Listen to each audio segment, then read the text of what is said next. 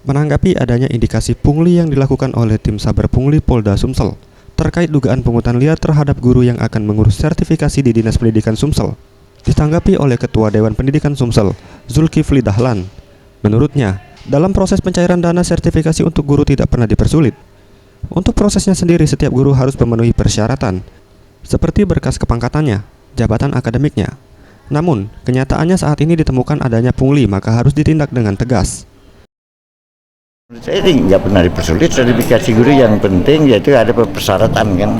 Nah, dari persyaratan ditetapkan untuk sertifikasi, sama dengan sertifikasi dosen juga ada persyaratan kepangkatannya dan juga jabatan akademiknya.